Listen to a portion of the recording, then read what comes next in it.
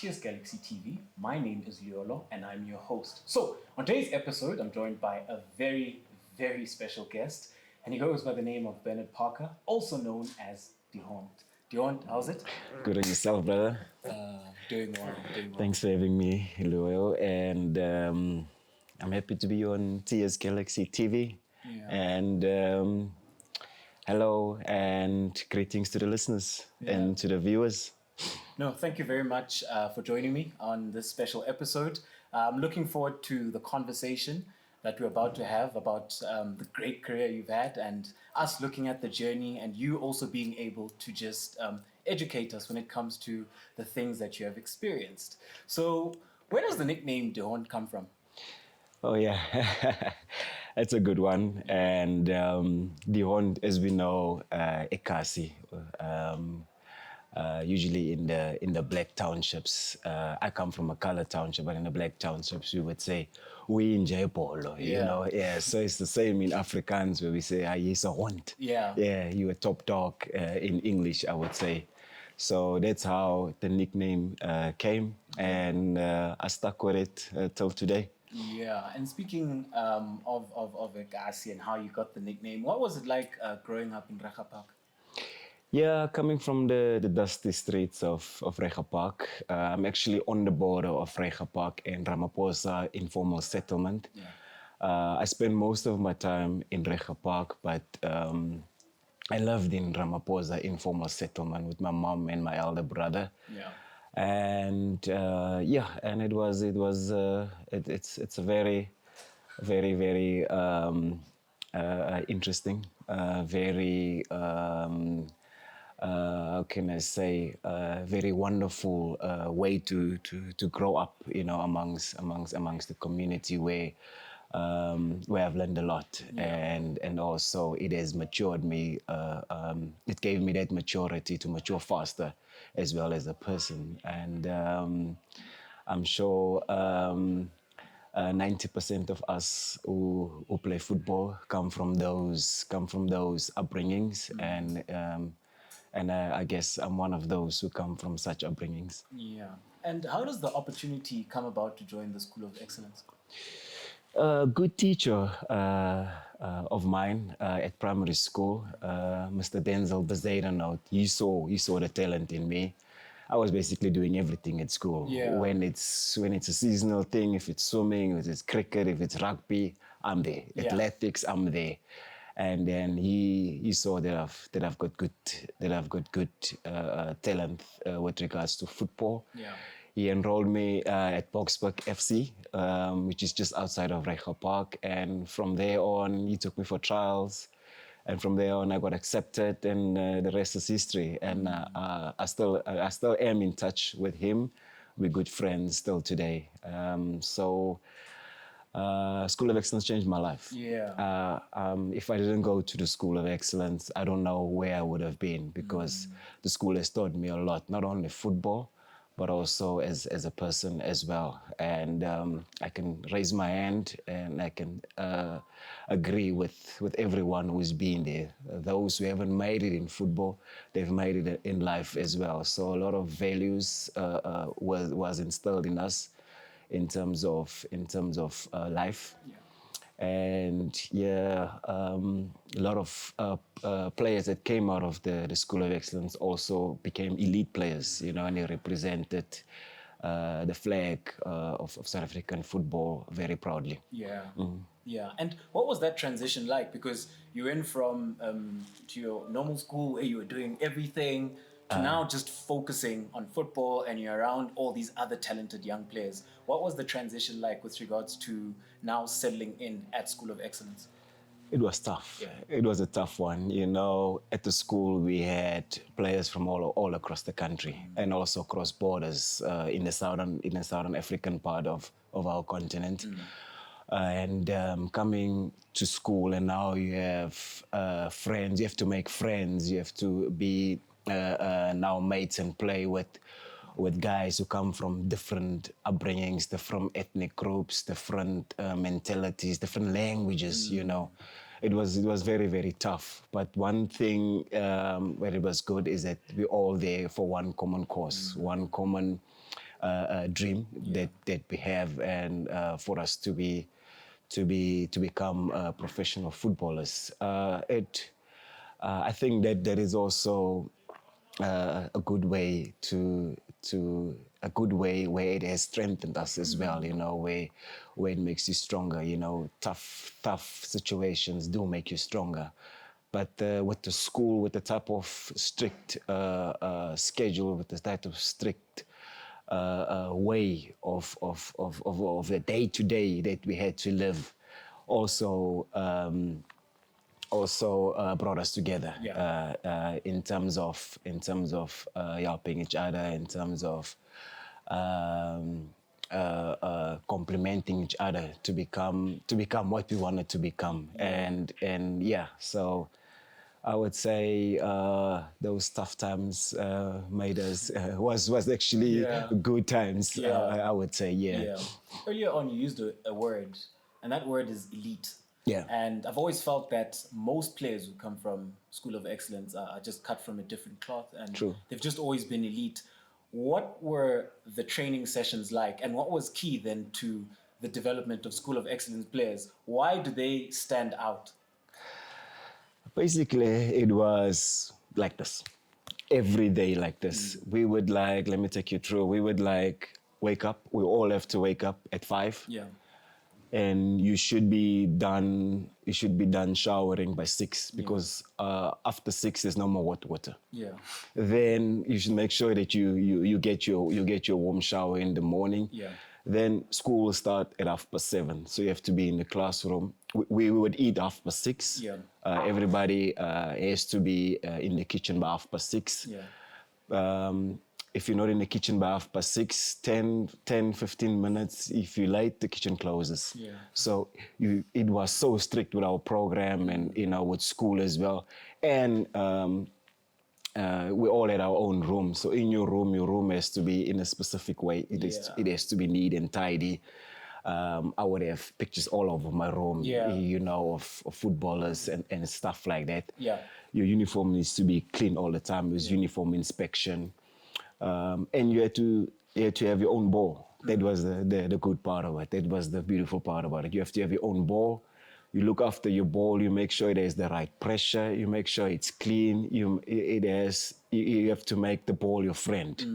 And you go with your ball to training. You write your name on your ball. You go to training after school, and after school and after training, you have to go find your ball and come back and come back to your room, and then you have to prepare for supper, and then it's TV time until 8 o'clock, and then after 8 it's back to your rooms.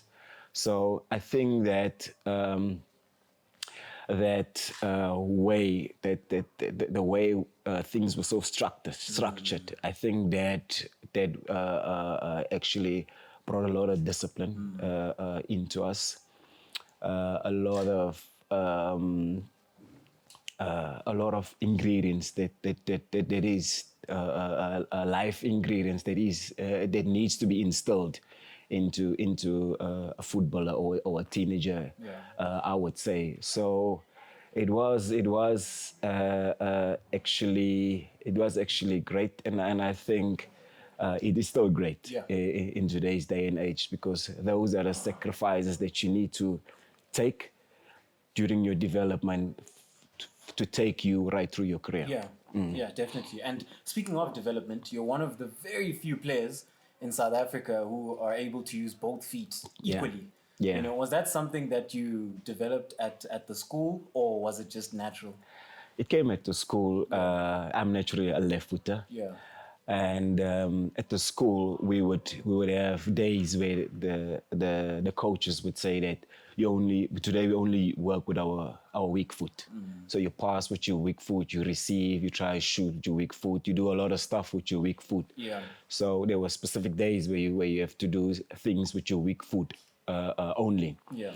And actually it was interesting to me, because I actually quite liked it. I quite liked it, and I strengthened my weak foot so much, practice and focused on my weak foot so much, where my weak foot became my accurate foot. Now I score free kicks with my so-called weaker foot.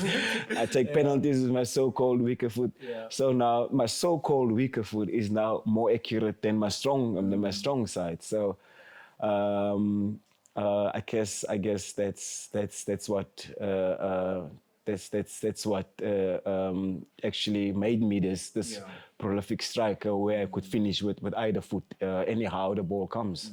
So it's a weapon. It's one of weapons that I actually sharpened. I would say, yeah. Yeah. And which were some of the players that really stood out for you then that you were with and that have gone on to play professional football? One player that specifically inspired me when I looked up to, what I looked when I at that time I looked up to him when I was at the school. It was Sipo Nunez. Yeah. And Super Nunez would be brilliant. He would just do things effortlessly, and he was he was one of the players that they got a professional contract while still at the school. Yeah. So Sundown signed him while he was still at the school. Yeah. So then he would after school be picked up by the Sundowns bus, and then he will come back with all these Sundowns bags Yeah. and things like that. And I said, he's motivation. This is definitely motivation, Yeah. and I managed to get close to him, and he would brag to us and all of it. And I took all of that of him bragging. I took that as motivation, Yeah. Yeah. and yeah, he became a brilliant player. But it's just that throughout his career, it was cut short because of reasons. But he was the player that I looked up to at the school. Yeah. And you mentioned something there, which was a very pertinent point because School of Excellence doesn't have a professional team. Yeah. But other developments have a professional team. When you start getting to grade 10, grade 11, and you're seeing others now getting contracts, like you mentioned, others are starting to attract interest from other clubs. What is going through your mind and how difficult is that period? Because I think it's something that when it comes to the School of Excellence, people don't really highlight that there is no professional team after that. True. So there's also chances that you might just not make it, Yeah. or you might not get that professional contract. So in grade 10, grade 11, what is going on through your mind? At that stage, you're quite correct. At that stage, players would leave. Players would say, tomorrow I'm going to Platinum Stars. Tomorrow I'm going to Ajax. Most of the guys went to Ajax, like um, Steven Pienaar, Bryce Moon, if I can name a few. They would go to John Potgieter. They would go to Ajax, Yeah. And then you say to yourself, I'm still here. Players are coming and going. I'm still here, And it's like, no, I want to go as well. I want to work hard so that I also get recognized. I get recognition to also go. Yeah. At that time, it's pressure because now you also need to focus on your schoolwork as well because now the school load is much more because you also want to graduate and matriculate. Yeah. At the same time, with the pressure of you not knowing What's the next what's step? the next step. Yeah. Outside the fence, where am I going? The only place you could go to is home, but we didn't want to go home. We want to go elsewhere.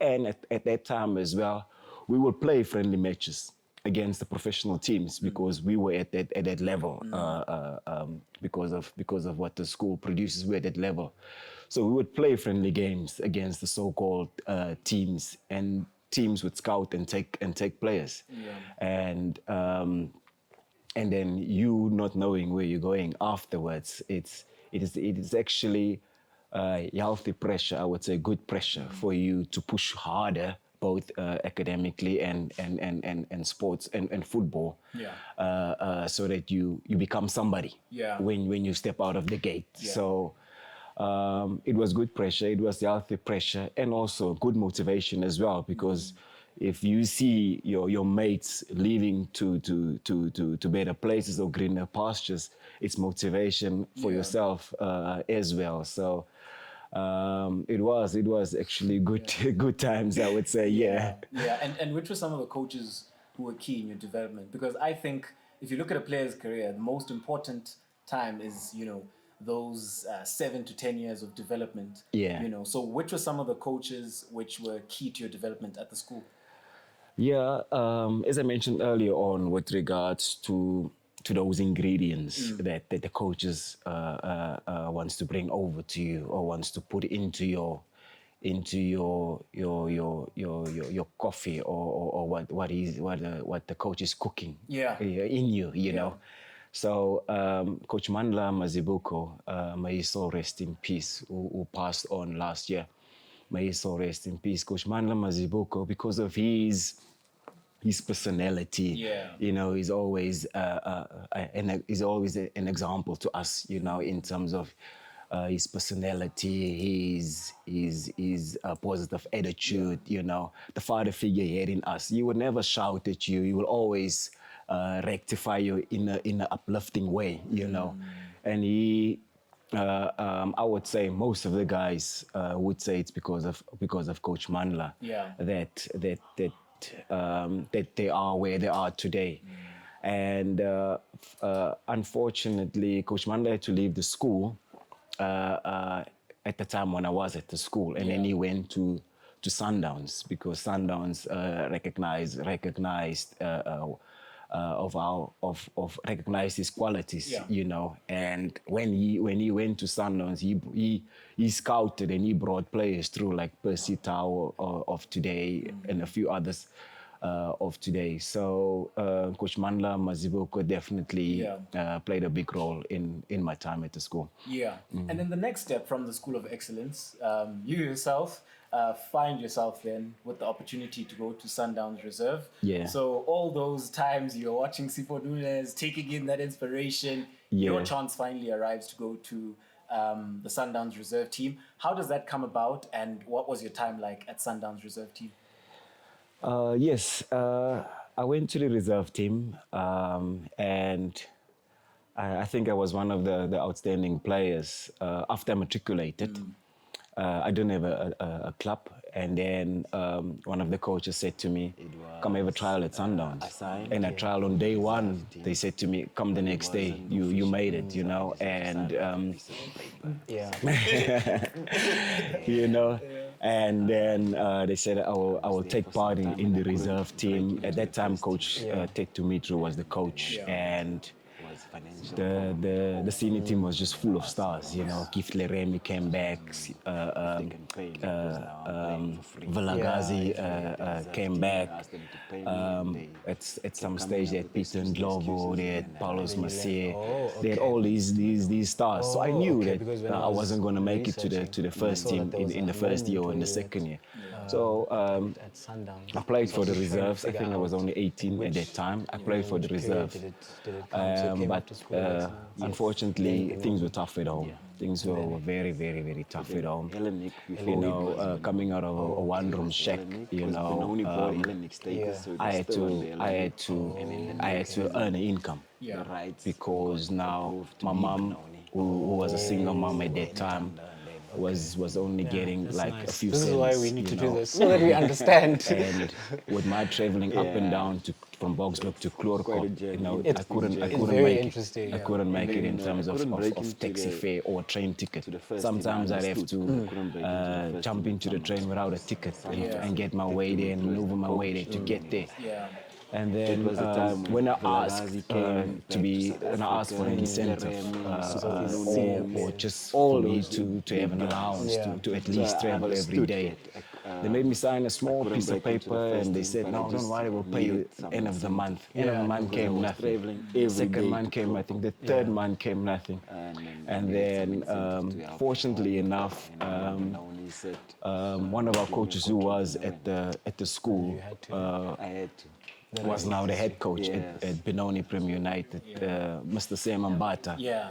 And he knows me from the school because he was also at the school. And then he said to me, come, we have a contract for you. And then I jumped on and I went to play for Benoni United. Yeah, and what was that like? Because now you had reached the big time, That was obviously your first professional contract. What was that feeling like, and then adapting to professional football?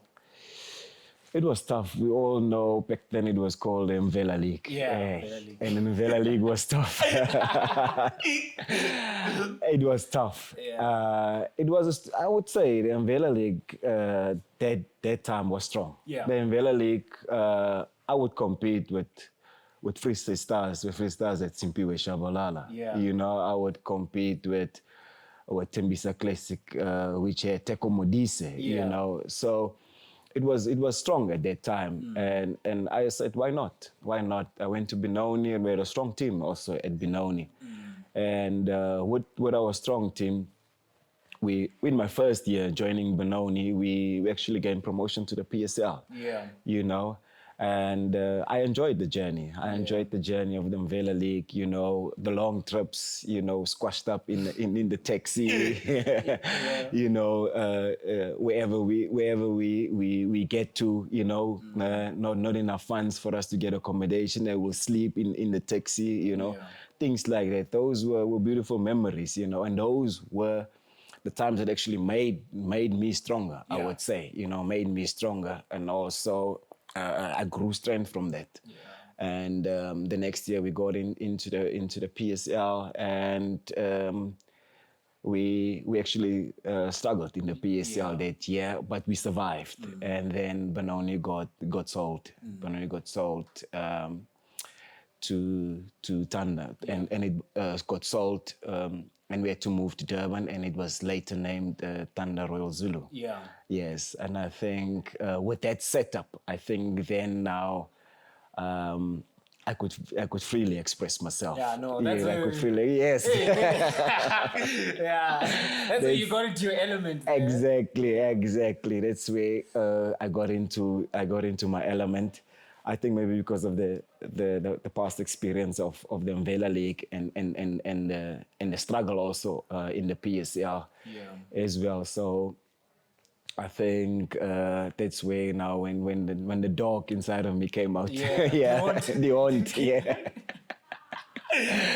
Yeah, sure. Yeah. But what was that like, you know, because like you mentioned, you've been well developed, you've had the struggles, you've had to gain promotion. What was it like to get to a point where you're consistently performing now at the highest level and you're able now to start scoring goals consistently?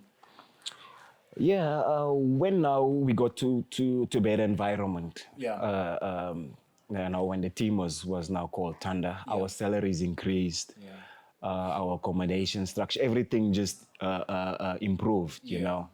And I think that's where my freedom came, because I would know now at home, they're okay now at home, because I think I was 21. I think I was, 20, turning 21, and it's when I asked my mom to stop work. I said to Mom, now, I think I'm okay now, so you need to stop work, and now you can move out of out of our one-room shack into a better house. Yeah.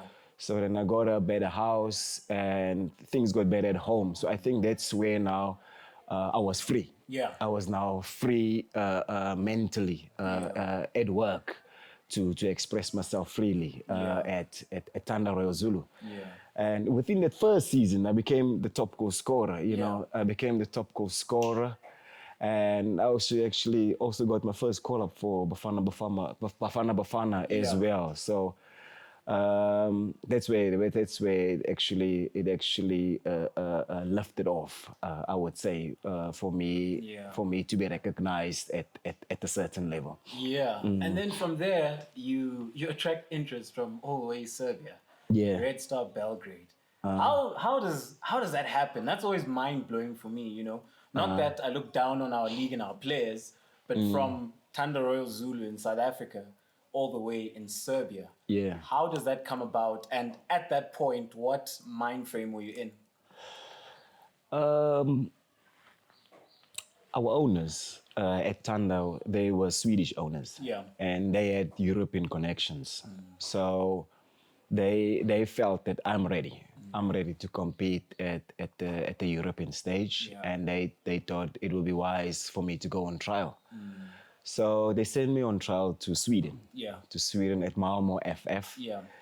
Shucks, you know, I went in the winter break. Yeah. I've never since known my life. Yeah, yeah. And now, not knowing, that when I get there, I'll get into snow. Yeah.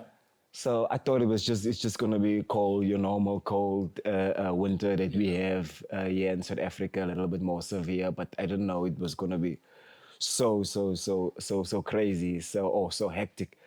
Then I go to Malmo FF. I think I did well with the trial, and then Malmo wanted to bring me on board, but I think the asking price was a little bit too high for them because they're not I would say one of the big teams in Sweden there where they could afford me because I was already an international, I was Yeah. already made appearances, Bafana Bafana and so on. So then I came back home, and then somebody, as one of the owners said, somebody saw me there, and they invite me to come to Red Star Belgrade. Yeah. And I said, "Is this going to be another trial?" He said, "No, not at all. You're gonna go and sign directly." Yeah. So I said, okay. I don't know anything about Red Star Belgrade Yeah. or the country or whatsoever. I Yep. thought this is an opportunity. Why don't I just grab it? I grab it with both hands.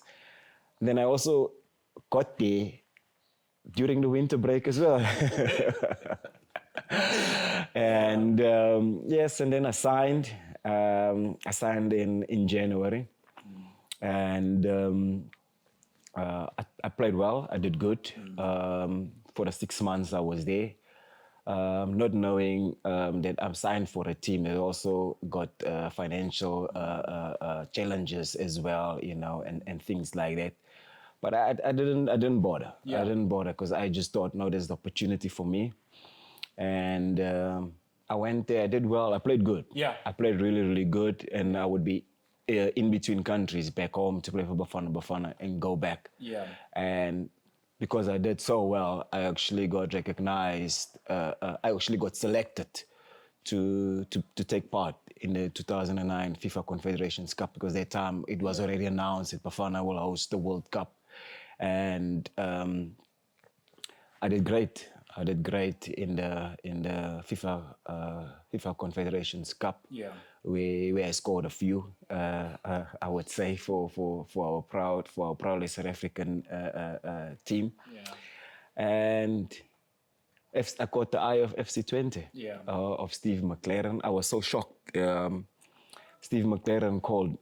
My agent said to me, "Steve McLaren is on the phone. Speak to Steve McLaren," and he said to me, "No, come to FC Twente." I said, "But I'm contracted to Red Star." He said, "No, don't worry. I'm giving you the surety that there's a place for you at FC Twente." Yeah. So then I moved to Twente. Yeah. So you got to FC Twente, and what was that like? Because obviously when you move from Red Star Belgrade and Serbia, you now go to Netherlands. Yeah. Which is obviously a huge step up in terms of the footballing aspect of things. Netherlands is much more of a footballing nation Yep. than Serbia is. What was that like? Because we know that the Dutch is one of the homes of football in world football. What was that like? I would say it's one of the highlights of my career. Joining FC Twente Yeah.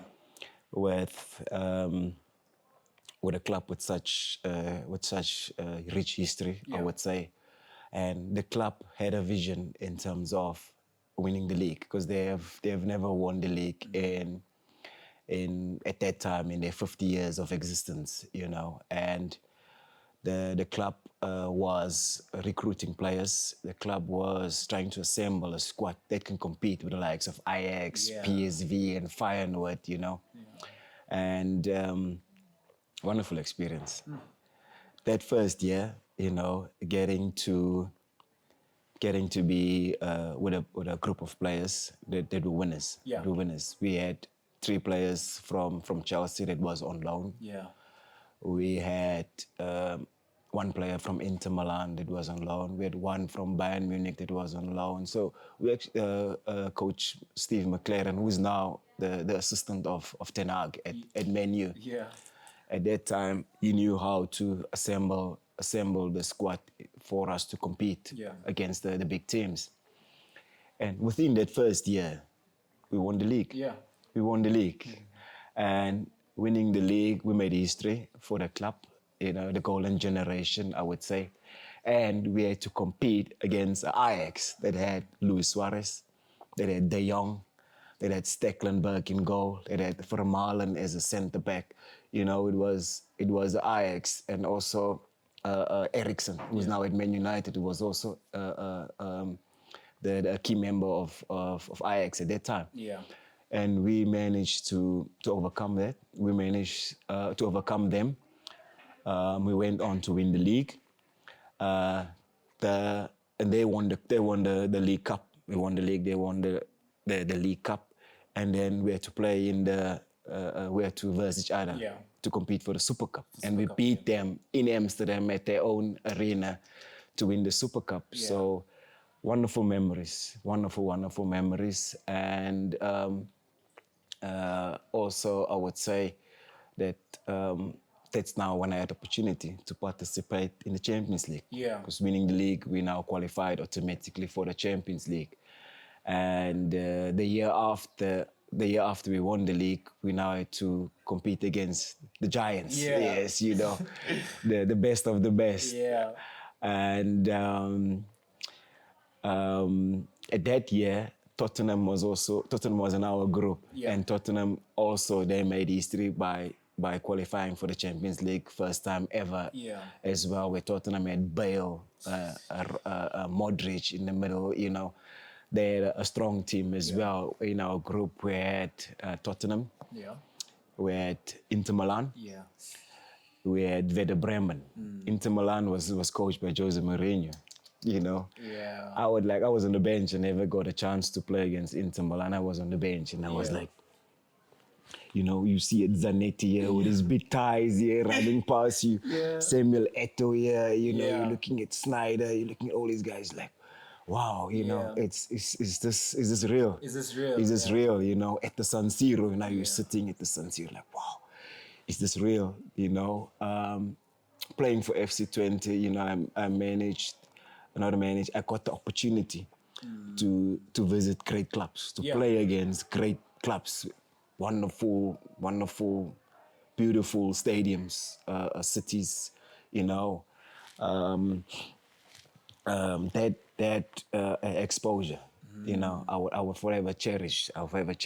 And it was so beautiful that till today, they would still keep in contact with me because they definitely appreciate the players, then who has put the club on another level. And from that generation, no other generation has ever came close to date. So then the following year, we qualified for the Europa League. So then we played in the Europa League as well. So as for Bernard Parker, in the space of 3 years for Bernard Parker, World Cup, which is the most prestigious tournament. Champions League, which is the highest level of club competitive football. And then Europa League, which just comes after Champions League. In the space of 3 years, I think God placed me, God's timing was perfect for me, to have tasted the highest level of football.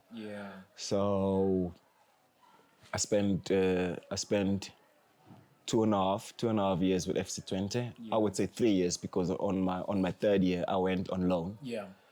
To the coach. The coach was changed, and a new coach came in and had different ideas. So then I had to go on loan to Greece. So then I was at Greece, a team called Panserikos FC.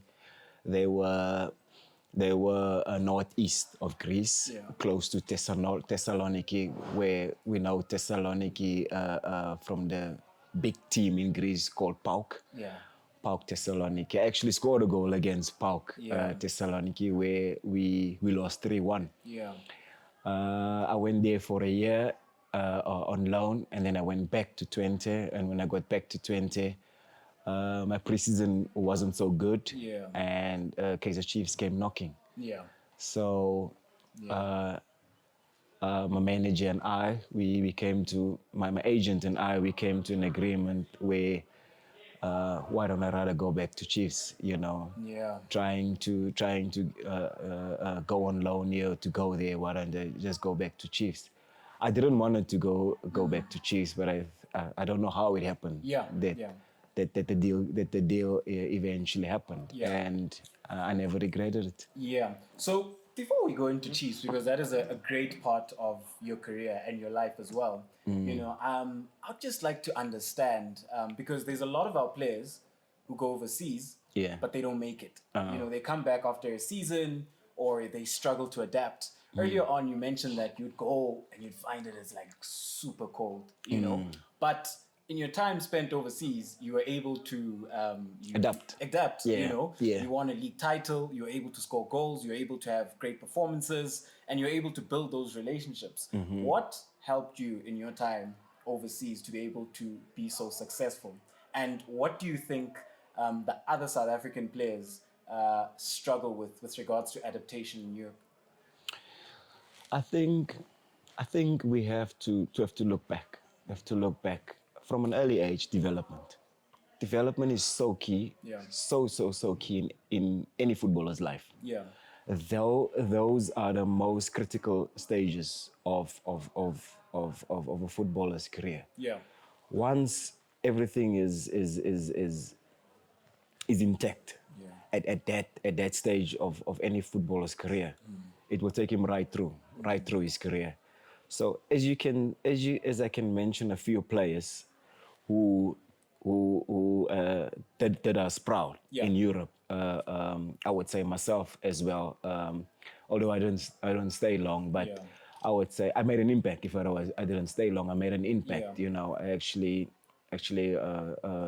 came home with a medal or a trophy or with something. You know.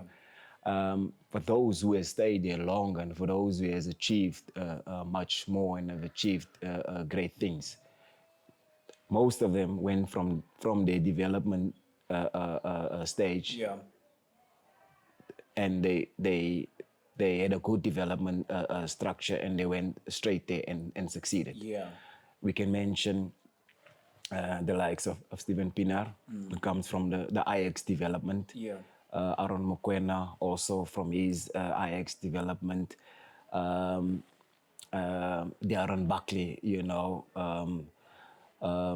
Asibasiso Zuma. Yeah. We can mention them all. They just tasted. Some of them didn't taste PSL. Yeah.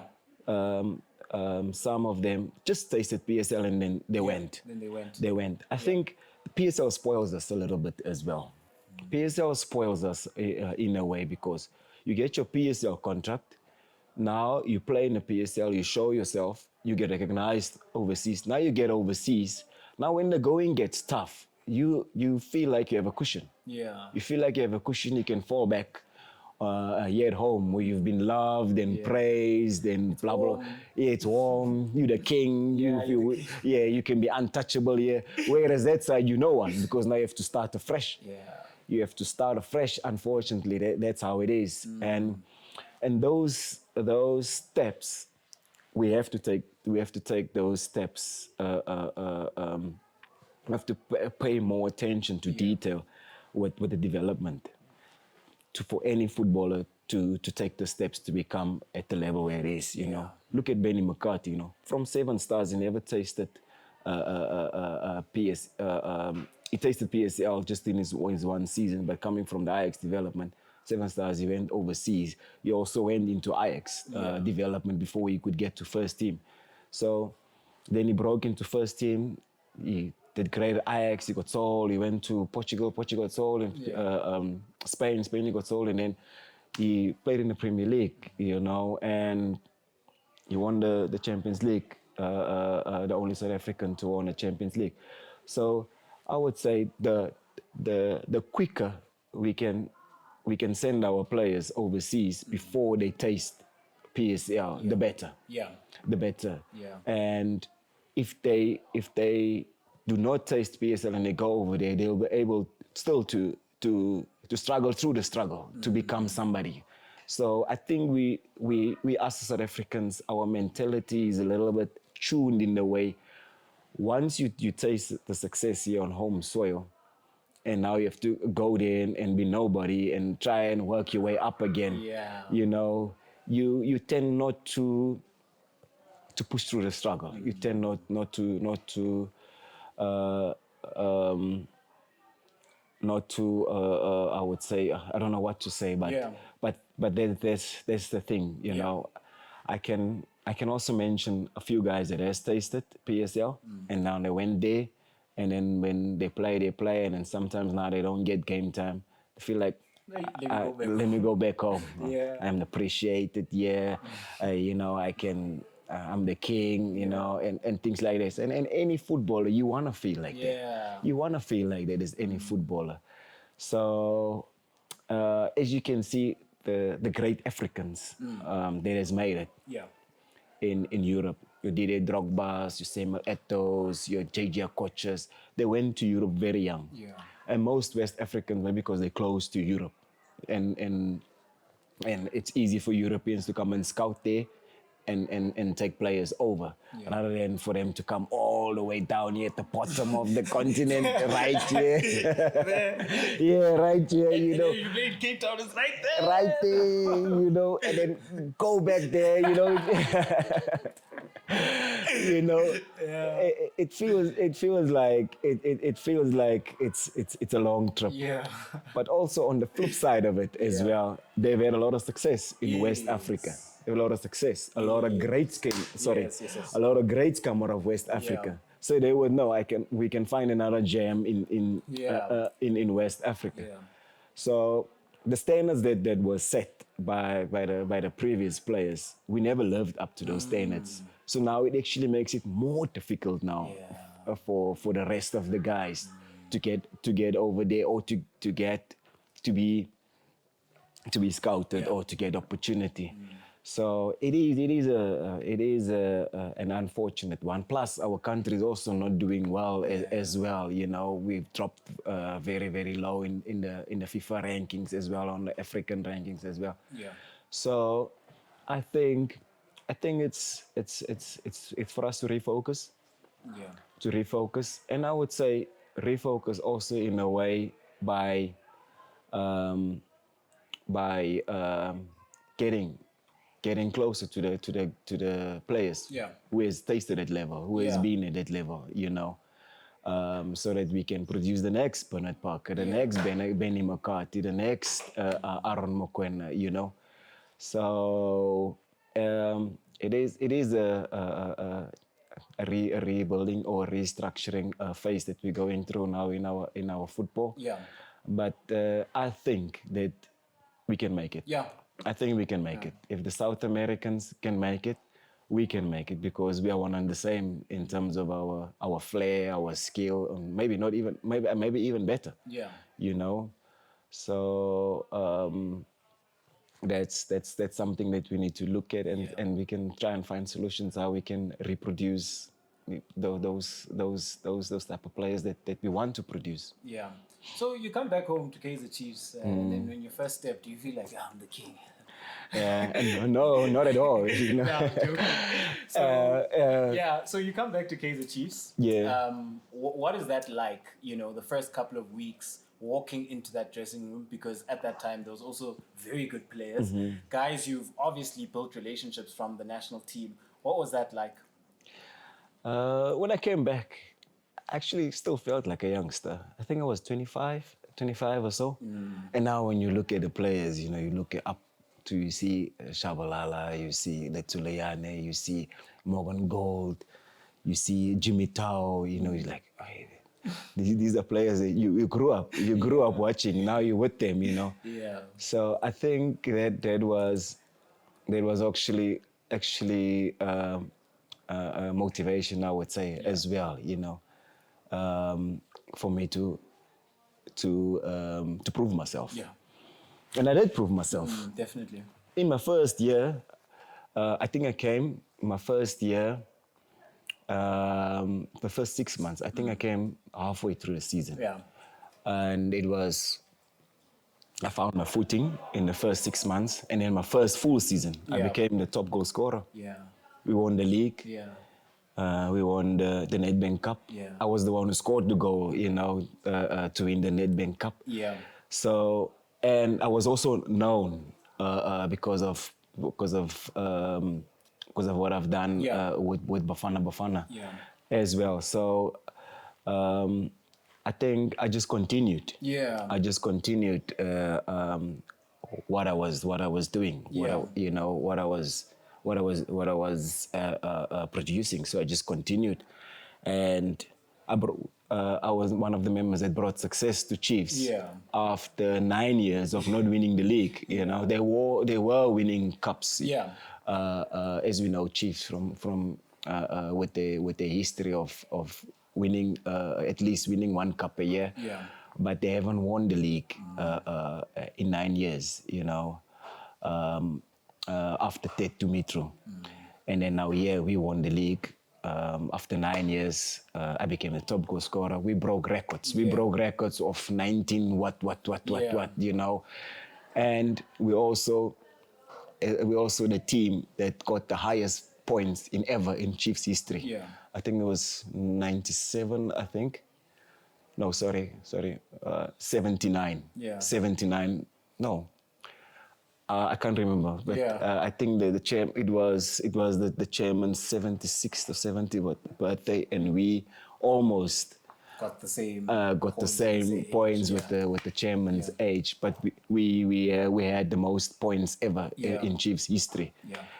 And then the season after, we won the MTN 8, and then the season after we won the league again. Yeah. And then from there on, it was a whole reshuffle with the coach going, new coach coming in, 16 players leaving, other players coming in, and then now the team had to find their balance again, and then our eyes are on these ones who has done it. Yeah. Yes, those Yeah. who have the trial and tested ones, because Yeah. now other players had to leave. Jimita had to leave. Letuliani went to Super Sport. Morgan Goal had to leave. So a lot of the core of the team had to leave. So continuation wasn't implemented. So Yeah. it was just a complete change. Yeah. So I think that's where now the struggle came in. Yeah. So we're gonna get to that, because I think what I love about your experience at Chiefs is that you're on the both of best sides. You know, two sides of the coin, where you experienced and you're so keen, bringing so much success, and then you still felt like a youngster. And then there's this side now where there's so much struggle and you had to be the leader in that dressing room. But sticking to this side, first of all, what was that like? What is it like winning the league title? Because I see the cups, that is special. That is special. But being able to win a league title after 30 games, what does that feel like, knowing that within the marathon, you guys were the best team in South Africa? You said it, the marathon. And we know a marathon is a long race. Yeah. It's a very long, hard race. And finally, when you cross that finish line, it's like such a satisfying feeling. It's like, how can I say? It's like pulling pressure out of a balloon, like, and then now lifting the trophy. It's an indescribable feeling. It's like more of how can I say? More of finally I've done it. I've done it. Feeling we the kings now. We the kings of the league. Yeah. But it's such a great feeling. It's such a great feeling, and we know all across the world, all across the globe, the league is the one. In every country, in football, the league is the one. And for a footballer to be part of it and to lift the trophy, it's such a brilliant, a memorable moment. Yeah. So that transition comes where you've got your teammates and obviously the brotherhood you guys had formed. You guys were winning trophies. You guys were performing really well, and a lot of you guys were also getting called up to the national team as well. True. But now the transition comes where they leave the dressing room. Now you find yourself as one of the senior guys, but like you said, it was a very sort of weird transition how they did it. Yeah. What is going on through your mind and through some of the other players' minds psychologically and emotionally at that time? considering that you guys were doing so well, Yeah. but then you have this spell where everything changes so quickly. Yeah, because it's such a transition, whereas you think now when you go into the next season, you're not aware of it. You're not aware of it. Just players going and most of the players going, other players coming in. Now we have to start again from forming and then norming, and then from the five stages, I would say forming, norming,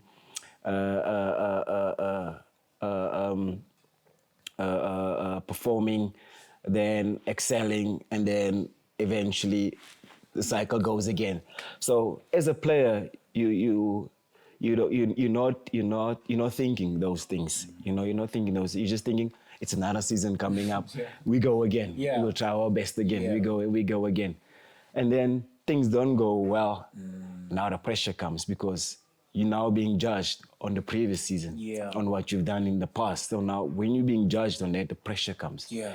And I think we didn't deal well with the pressure, pressure from the fans, from the media, from all over the country, We didn't deal well with that pressure. Even though we didn't do good the season after or the season after, I think as time went on, we also didn't, at that time, we also didn't strengthen in areas or in positions where they need some strengthening for us to at least improve or at least to get something or to compete with the other teams that are now winning. Yeah. So it was very weird. It was very strange because with football, it's also a process.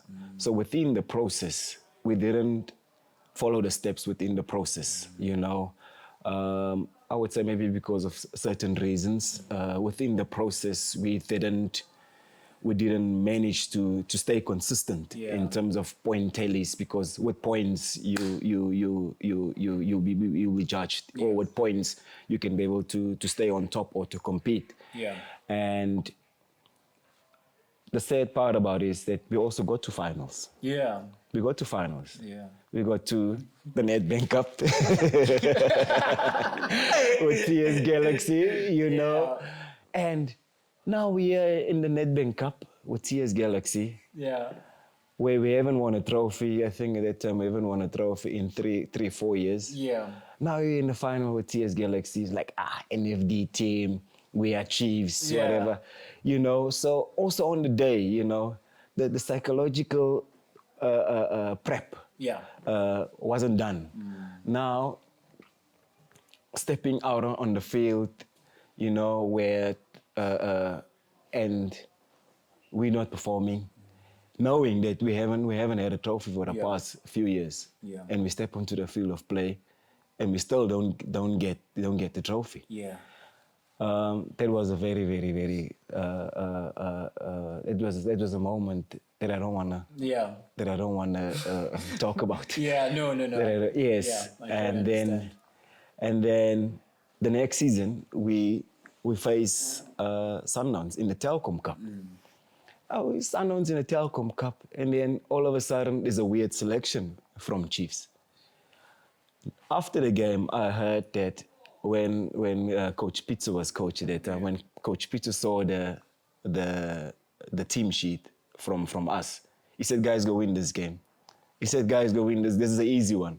And they did. They won it easy, Then the season after, we faced Ajax again in the final.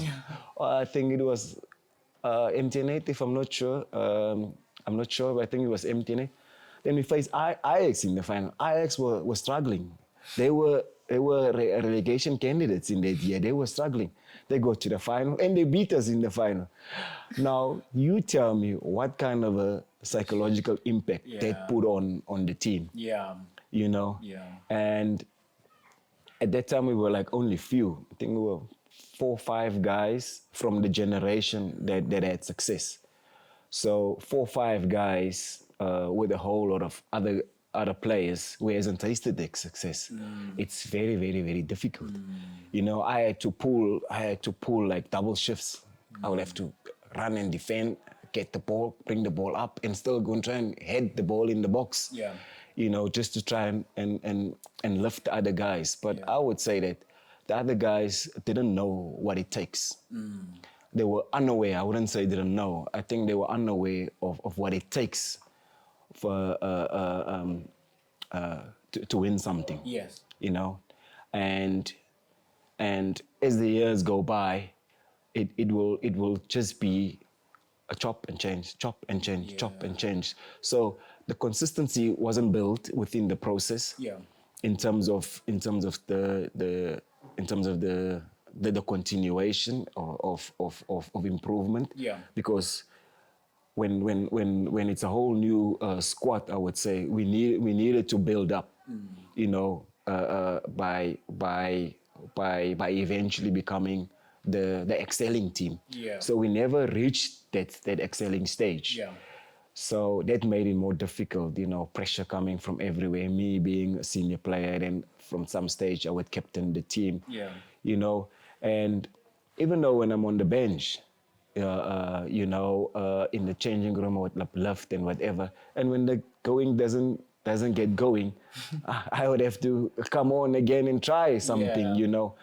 So, and those of us who would try and do something, but I think our efforts weren't complemented enough, I would say, because I think unaware of the guys who didn't know, or they were unaware of the know-how, in Yeah. terms of in terms of championship stature. Yeah. Yeah. So earlier on, you mentioned the chopping and changing, coming and going.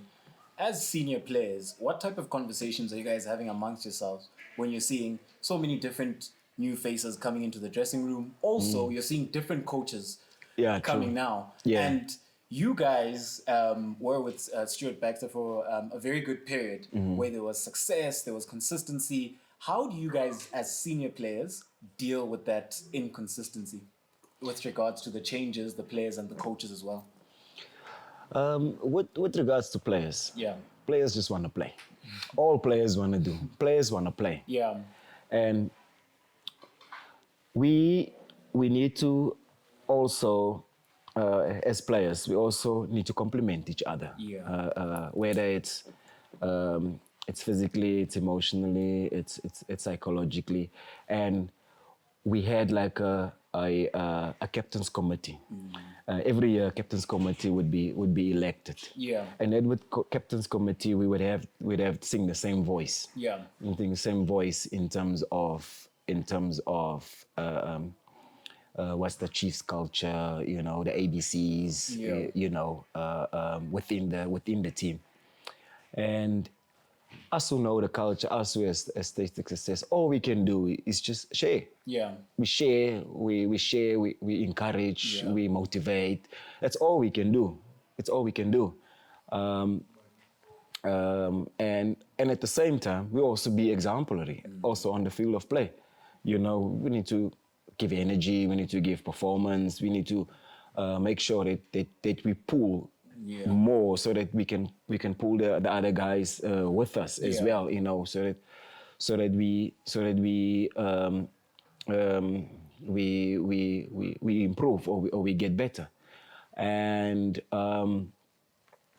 going on, we would always have like weekly meetings as a captain's committee. Sometimes we'll have monthly meetings as a whole squad as well. And I think with football today, Yeah. if coaches can be more closer to players, closer to players, because coaches are the ones who's directing, who's guiding from the training field and on the bench Yeah. while we're playing. Yeah. And we as players play. Yeah. We as players, we need to, we play, and we are proactive within the situations, within the field of play. Yeah. So with regards to players, I think if players can be psychologically psyched up or psychologically be prepared to have a standard set, and they must maintain that standard every week. Yeah. And if somebody is not maintaining that standard every week, then another player will come in. You understand? Because we are a squad of 30 to 40 players. Yeah. So if the first 11, 1, 2, or 3 in the first 11 it doesn't maintain the standards, other ones come. And we must keep those standards to keep the competition healthy within the team, and also to push each other to improve more in the team. I think we don't do that enough. Yeah. To be quite honest, I think we don't do that enough. You know, I would also say for my past experience within the last 3 years, you know, we know the Bernard Parker of the old, of scoring goals, whatever. But Bernard Parker wasn't playing as an out-and-out striker. Bernard Parker was playing as a number 10. But I will always try and find my way into the box, and when I get to the box, I make sure that I take the opportunity, and that's how I've been known for the goal scorer, but not the out and out striker. Yeah. I'll play with Kingston and Carter, who's the out and out striker. I'll play behind him. Yeah. At success, I'll play behind him Majoro. Yeah. Majoro. Behind him is a number 10 at success. I'll play with a knowledge Musona behind him. We had success. So within the field of play, we try and create, or we try and build pairing relationships or group relationships. So let's do this then. So there would be one, obviously the out and out. Then you'd be as a 10. Then I would be as a 10. Yeah. Then I will just roam around here. Yeah. I'll just if he pulls the defenders out the way. Yeah. I'll be smart enough just to get in there. Yeah. You know, and if it's a long ball and he goes up for the header, I'll be smart enough to go for the flick, and I'll find myself in a position. Yeah. And if it's a cross and he wants to attack the first ball, I'll make sure I attack the second ball, or I would come back to the penalty area. Yeah. So I got used to that opposite direction movement, even at Bafana Bafana when I was playing with Katlego Mpela. That's how I also managed to become the third highest goal scorer in Bafana Bafana as well. You know, so with the group pairings, also we've seen in Europe as well, your Andy Cole and Dwight York. Now, recently, it's the front three. Your Messi, Neymar, Mbappe, your Benzema, Vinicius Jr., and Rodrigo, whatever. So we as players within the field of play, we're the ones playing. We're the ones that has to decide to that moment. It's a split second, decide at that moment. Yeah. So while we try and build relationships with each other on the field of play, our guide here, our father figure here, should actually get close to us. Yeah. Get close to us and tell us, okay, guys, this and this works for you, continue with it. Yeah. This and this doesn't work for you, can you probably find another way, or he suggests another way for us to whatever. Now, what happens mostly, and then we win, it's all good. Yeah, it's good. It's good. Yeah. When we don't win, now it's panic buttons. Yeah. Now it's panic buttons. Now we say, oh no, because he didn't score the last game, let me bring in another striker. Yeah. Now, this relationship now is not as strong as this relationship. Yeah. Although we train every day. Yeah. Okay, we understand we train every day, but players are different. Players got different qualities and different whatever. So even though you make the change, then you say like, okay, last week we played with a small striker. This week we play with a tall striker. Yeah. So expect now aerial balls. Then we can feed off the aerial balls. You play off the second We ball. play off the second ball. Yeah. Last week it was a short striker. Expect to give him through balls so he's fast. He can run onto whatever. And also when you do crosses, do low and hard crosses. Yeah. So that we can play according to our strengths. Yeah. And once we have that relationship with coaches, assistant coaches and coach, once we have that relationship, that understanding, because I think both of us are employed by the club. Yeah. By the club, by the owner, to work together for the best of the club, to bring success to the club or to improve the club. Yeah. Yes. So I think maybe if we can get that right, Yeah. in terms of understanding within players, Yeah.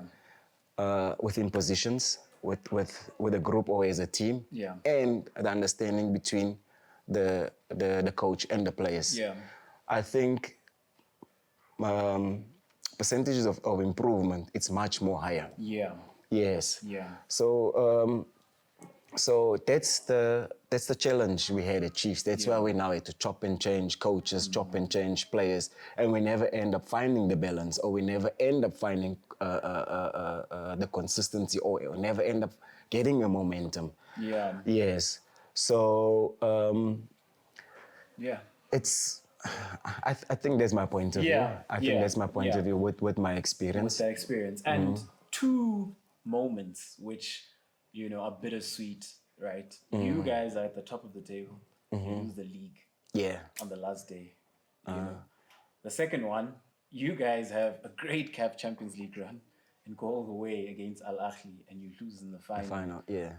What is that like, especially considering now that, you're a player yourself, but then again, you've got the responsibility of being a senior, having to pick up these younger boys who have never experienced getting so close to a league title, so close to a continental title. What were those 2 periods like? As me, or also as the other senior players, I would say, we can only do so much, and we can only do our best. Yeah. And we can also do our best what we can control. Yeah. Other things we can't control. Yeah. You can't control a referee. You can't control all the external things as well. Yeah. But you can only do your best what we can control. Yeah. And I think proudly, I've done my best what I can control. Proudly, I would say. Yeah. I've done my best what I can control. Going to the final of the Champions League. Throughout the journey, we were coached by Coach Gavin Hunt at that time. Knowing Gavin Hunt is a direct coach, and in African football they play direct. Most of us Africans play direct. Yeah. I think it's here in South Africa where we have more flair, more. Want to start here. We want to start here, tiki-taki, sideways until we get there. Yeah, exactly. Yeah. So we've been used to that. Yeah. And now we go to Africa, where Coach Gavin Hunt had more of a direct approach, and that direct approach helped us. Yeah. Because it actually helped us more away. Because when we play away, the conditions are not so good. The field is bumpy, so you can't even now have our way where you want to taka. And that direct football helped us. Yeah. It helped us. It got us to a stage where we played Wydad in the semi-final. I think Wydad was a more better team than Al Ahly at that time. And unfortunately, we had Wydad to verse in the semi-final. We had Wydad in the group stage. Wydad gave us 4 at their ground. And that was our second game where we thought we were gonna play tiki-taki there, and they punished us. Yeah. Then our coach actually tweaked and said, guys, when we play away, we have to go direct because away the conditions are not good. Forced errors, things like that, blah, blah, blah. Let's go direct. Yeah. So I think that helped us because we had more success away than at home. At home, we'll have a draw, and then success will probably have a success away will probably have a away goal or something like that. Then we faced Wydad in the semi-final. Same thing. We had an away goal at Wydad Stadium where we had a counter-attack, direct counter-attack, blah, blah, blah. Blom, Nirkovic, go. From there on, we parked the bus. We had them here at F&B. We drew. But what is it like? No, I think I scored. Yeah, we do. But I Yeah. scored. We had away. I scored the header. What is it like? Sorry to cut you. At that point, you guys lose Gavin Hunt because he was so key in ensuring that you guys could have that progress in CAF Champions League. Yeah. But then all of a sudden, the club decides to part ways with him. What was that period like? And also, you guys going into the latter stages of the CAF Champions League. We were thin. We were thin at that year. In that year, Chiefs faced the FIFA ban, so we were thin. We didn't have much muscle. We couldn't beef up the squad. I think Devon did well with a team where he couldn't even sign. We couldn't even beef up, and it was his first season. Yeah. I think he did well to get us there. But unfortunately, he was judged by here at home. I think we were sitting 10th or 11th on the lock. Yeah. And I don't know who we lost against. And then unfortunately, the team had to let him go. Yeah. But we let him go, forgetting that we're having success on the continent, where we have a potential of lifting the trophy on the continent. Yeah. And we let him go because he's being judged on the results, on the league results locally. But it was his first full season, but also first full season without signing anybody. He just had to take over a team from the previous coach. And okay, that happened. And then we managed to get through to the final. Now we're in the final. And one of our young players gets a red card early in the match. And VAR was just introduced. Yeah. So you couldn't even get away with it. Couldn't run away. You couldn't run away You with couldn't it. even at least give him a yellow. Yeah. And then you go to him and say, hey, boy, calm down. Yes. You've got a final to win. Exactly. So that happened. And as the game went on, after Al Ahly's first goal, then we had no choice now because it's the final. So we now had to at least equalize. Yeah. So as we tried to push numbers up, we actually opened up gaps for them. Yeah. And we lost the final 3-0. Yeah. But it was a wonderful journey, and I think we were strong. We were strong. Coming from where we come from, and we also had to face such a tough team as Wydad in the semi-final. I think personally was better than Al Ahly. Yeah. If we didn't get the red card, I think we had more chances of lifting it. And I had the privilege of captaining the team. Yeah. You know, throughout the because Kune was injured. Yeah. I had to captain the team throughout. He was injured for the whole year, and sometimes he wasn't selected. He wasn't the number one. Yeah. So I led the team until the final, and I think it would have been more sweeter if we would have lifted it, you know. And then 2 seasons backwards, before Gavin Hunt was appointed, I think it was Mr. Middendorp. Yeah. Mr. Middendorp. We had a great start. We had a great start. We had such a beautiful preseason.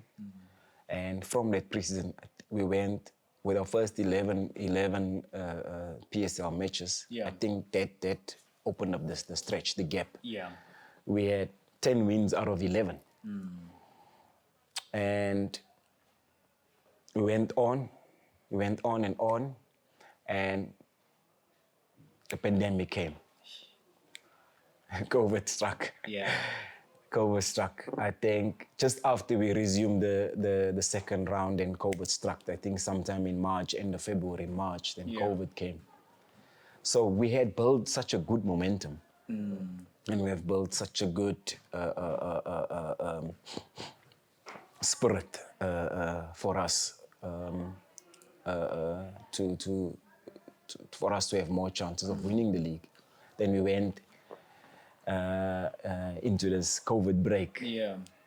Coming back from the COVID break, our first 2 games, I think that was a psychological hit. It was such a psychological impact on the team, because not winning those first 2 matches, we, instead of motivating each other or maybe encouraging each other. We thanked each other. Yeah. We pat each other on the back. Don't worry. Yeah. It's gonna come all right. It's Yeah. gonna come all right. Don't worry. Then we lose again. Then we win. Then we draw. Then we're like, no, don't worry. It's gonna come. But on the other hand, Sunderland is winning. They win every game. Yes, they're just going. The points are getting shorter and shorter, and the gap is getting shorter and shorter and shorter. Yeah. And now here, there was a stage where we had the last 3 games to go. Yeah. There was a stage for Sunderland to win. And then they're on equal points with us. But they will go on top because of goal difference. Yeah. And we had 3 games to go. And then they drew. Then they drew. So from there on, we're still being nice to each other. Yeah. You know, we're still being nice to each other and saying, no, don't worry, I'm going to win this league. It's ours, already ours, blah, blah, blah. Sundowns will fumble, whatever. Sundowns went on. They won. We won, they won, until the last day. Yeah. And on the last day, we were still 2 points ahead. On the last, all we needed to manage was just a win. All we needed to manage was just a win or a draw for if Sundowns draws. Yeah. But it happened. It happened. It happened. And, It and, happened. And how do you feel? Then- Sorry. Yeah, sorry. And then the very same coach who had his first full season with the team after where we come from with Solinas, you know, such a bad season. And this was his first full season. And we almost won the league. We made progress. We improved. We improved from a bad season Yeah. to a season where we almost won the league. Yeah. It was a big improvement. It's just that at the last minute we didn't win the league. Yeah. Then a decision was made that the coach must go. So again. It was cut off in terms of on continuation. And then another coach had to come in, different ideas, different players, different philosophy. And that feeling, it wasn't a good one. It was really not a good one. It was a really, really tough one to swallow. Yeah. And I think I stayed at home like 3-4 days straight without going out. Yeah. Because, you know, the stick you get from everywhere, at the Yeah. petrol station, at your school where you drop off your kids, you know, that's the things you don't want to see, because we know what Yeah. what the people are about. How are they over this club, Chiefs? They love the team so much. So yeah, that happened. Yeah. And looking at your time in Chiefs, would you say my favorite performance of yours Yeah, versus Amazulu, 4 goals, 1 assist, yeah. and you scored with both feet.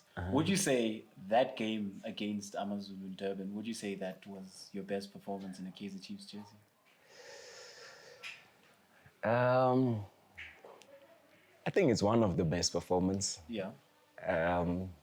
You should have asked. You should have prepped me to think about the best Your best performances. yeah. Yeah, but yes, definitely it was one of my best performance. I'm one of the very few that has scored more than 3 goals in a Chiefs jersey. Yeah. And what a way to do it back in Durban. Yeah. You know, where I started firing, you know, Yeah. with Thanda Royal Zulu. And my best goal, I would say, out of that 4, my best goal in my career was the 4th one, where I chipped the goalkeeper. Yeah. Very few players could do that. And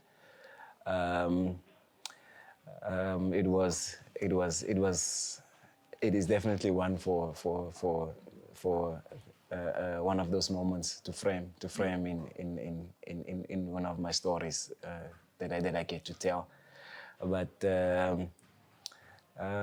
yeah, it was just one of those. Yeah. And how does it feel to be the all-time leading goal scorer for the club? It's it's such a satisfying feeling, you know, for a player in his career to become the Kaizer Chiefs, the second biggest club on the continent at the moment, after Al Ahly. Here is Bernard Parker being the all-time goal scorer within the PSL era. Yeah. And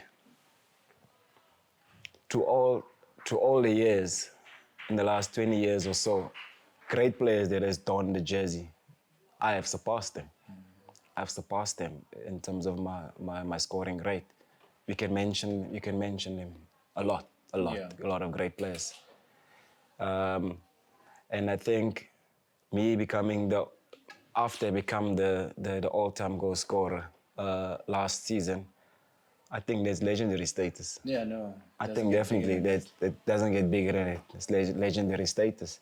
And I have represented the club for over 10 seasons, Yeah. which I also say a lot of great hasn't done.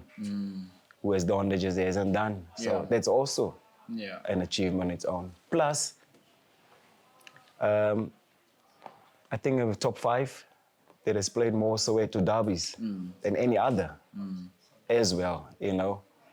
And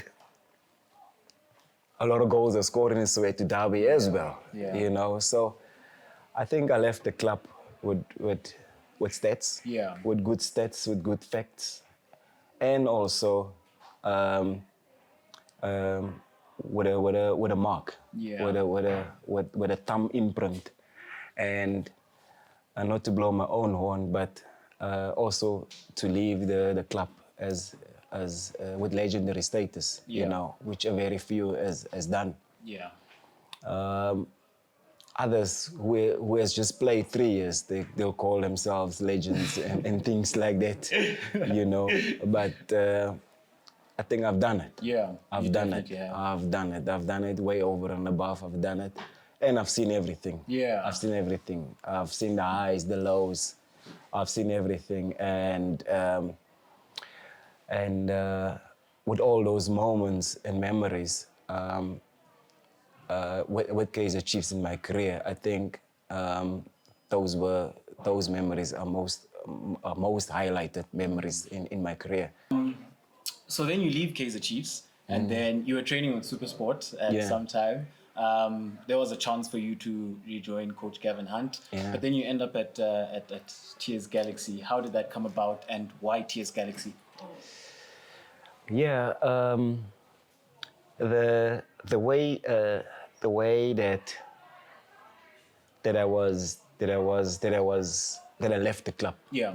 The way that I left the club, I think it was unprofessional, personally, because knowing that my contract was coming to an end, I needed to know where I stand.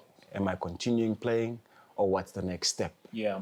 And I also shared my plans, what I want to do, you know, in terms of giving back to the club as well. So the club made a decision, a last-minute decision, because it was even made after the break, after the league ended. In the break, the decision was made, and it's football.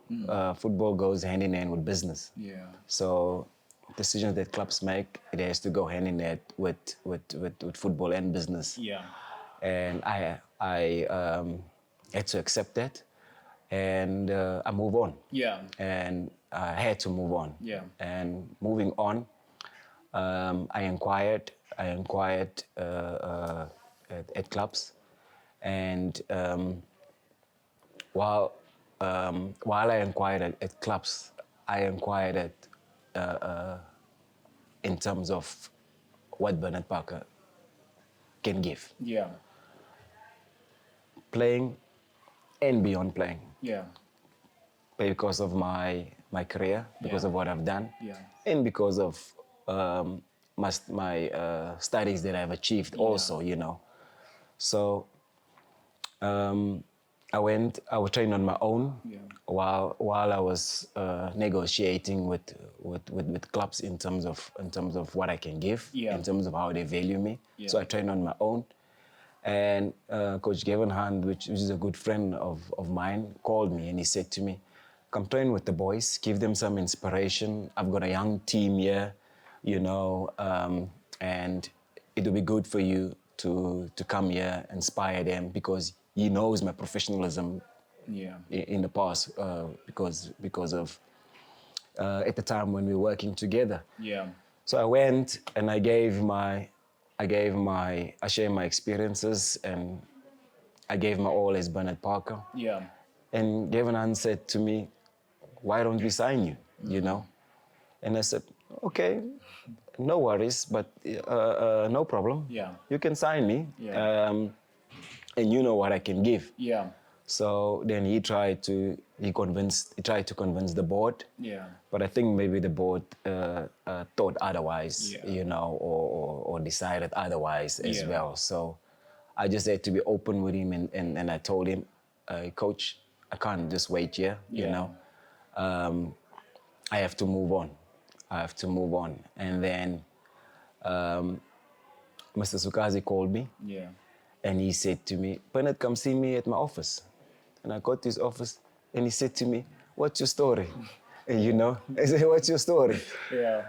I read about you that Chiefs is gonna retain you and put you in the development structures.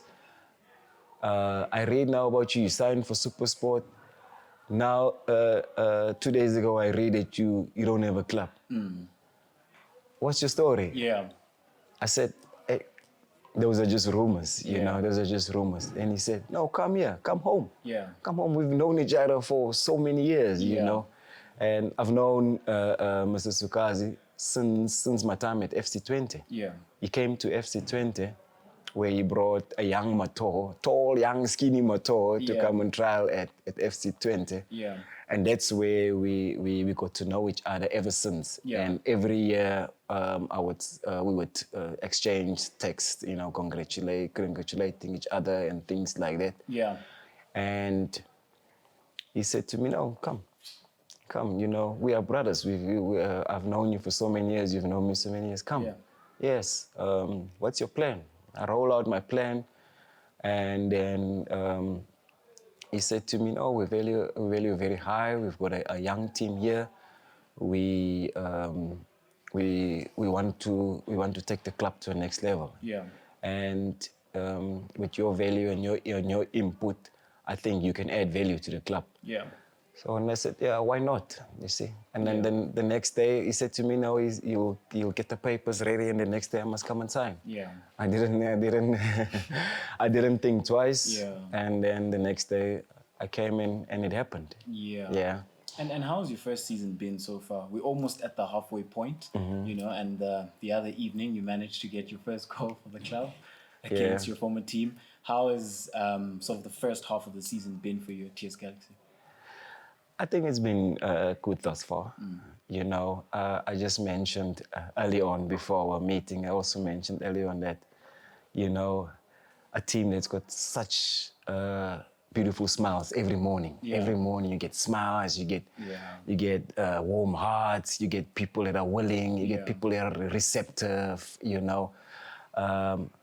Yes, it's been so long that I have seen such, you know. You know, at big teams, you know, with big players, it's got egos, it's got moods, it's got this, it's got that. So now you have to deal with it on a daily basis. Yeah. Yeah, where everybody's just free, free-spirited, you know, willing to help each other, willing to correct each other, willing to uplift each other, motivate each other, you know. And I'm quite enjoying that, you know. And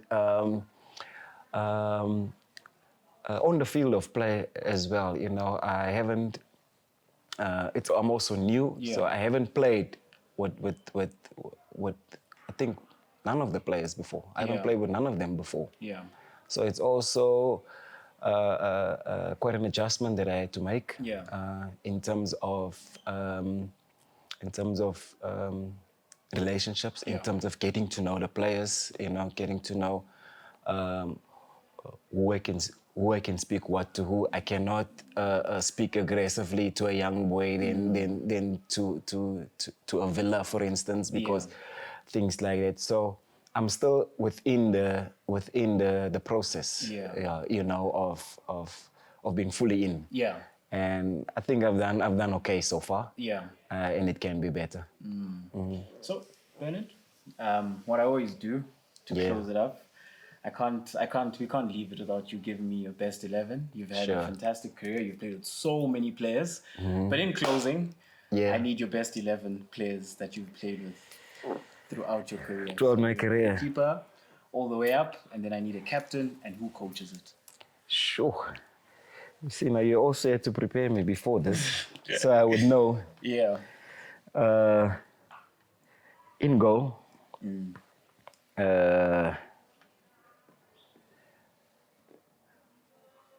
sure, it's a tough one. Okay, can I come back to this one? Okay, we can come back. Not a problem. Not a problem. Yeah, okay. Are you playing a back four or back three? Like this, this new trend? What's your formation? I would basic. I'm Okay. a basic player. Okay. Mastering the basics. Okay. So I'll go with a basic 4-2-3-1. Okay. My two centre backs, I would say, is Nassif Morris. Nassif Morris played in the Champions League. He played in Spain for so many years. Panathinaikos, Yeah. for Bafana Bafana for so many years. Yeah. He's there. And then we had a fantastic left centre back Yeah. at FC Twente. He's a Brazilian. His name was Douglas. Douglas was the pillar of our defense. Yeah. And he made sure that he marshaled the defense, and he was very instrumental in terms of keeping clean sheets for us to win the league at FC Twente. Yeah. And then at the left back, I would have Tsepo Masilela. Yeah. We come a long way. Yeah. From Benoni, Premier United. Yeah. Going all the way, representing Bafana Bafana for so many years. We find each other at Chiefs again. Yeah. Great gentleman. Yeah. Also played at the highest level in La Liga as well for Getafe in Spain. And then at the right back, can I also come back to that one? It's cool, not a problem. Yeah, not sure. This is the one where I rate this gentleman very, very high, Yeah. which is Willett Katsande. Yeah. Very, very, very, very less talented. One of the most less talented players, but a big heart. Yeah. Big heart. Yeah. He'll protect the centre backs all day, every day. He'll Yeah. cut. He had that vision of and that anticipation of cutting all the attacks. Yeah. What a gentleman in the game. I will have a Yele Tuliane there. Yeah. What a player Yeah. in terms of build-up play, making things happen, build-up play. Yeah. Box to box, also finding himself in the box, scoring goals as well. Yeah. And then another midfielder. Oh, sorry. I would have him here. Yeah. And I would have another midfielder. I would have Letulian as a 8 and another attacking midfielder as a 10. I'll have myself there. I'll have myself there. Yes, for sure. Yeah. And then on the left, yeah. What about this young man? What has he done? This young man. He's done a lot. Yeah. He's done a lot and still giving a lot. Yeah. Yes, thanks. On the left? On the left, yeah, I will give it to Shabalala. Yeah. Shabalala also coming a long way with him. Yeah. From the Mvela League throughout Bafana, finding each other at Chiefs. Yeah. Good relationship. Top example, role model for the upcoming lads. Yeah. And then on the right, this is a strange one on the right, but I've never seen somebody with such technique in terms of when he gets to the goal. Yeah. He played most of his career as a striker, but I would put him there because now I need to put somebody there. Yeah. It's Katlego Mpela. Yeah. Katlego Mpela any day. You can wake him up at 2 a.m., he'll come and score a goal for you. Yeah. You know, there's the type of guy who knows where the goals are. Yeah. Anyhow, you know where the goals are.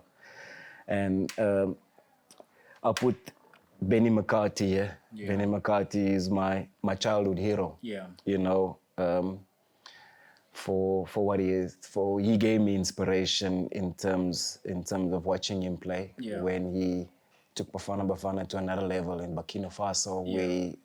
where he scored a hat trick in the CAF continent Yeah. for Bafana Bafana, and also what he has achieved in his career as well. And it's these two, right? Yeah, we need a goalkeeper, we need a right back, and we need a coach. Sure. My apologies. For a goalkeeper,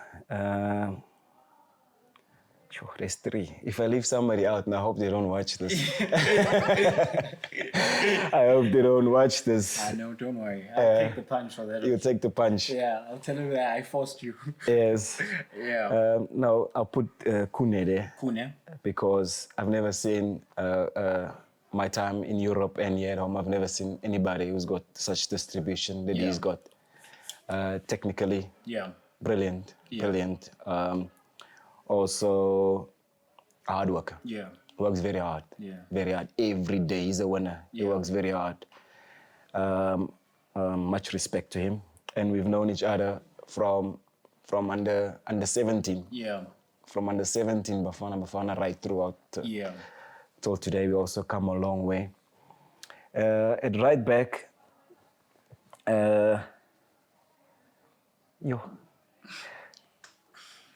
you know, I mentioned the other day, I would say Pagatka, but I would just play 2 seasons with him. Yeah. But somebody that I admire, that I played a lot against, especially when we played against Sundowns. Yeah. You know, Vuyo, he's been so great. Yeah. You know, he's been so great. You know, when I was at Sundowns, watching him through the fence from the reserve team, watching him through the fence, dominating the right back until today. Yeah. You know, wonderful top gentleman. Yeah. Top gentleman. And this is my first 11. Who captains this team?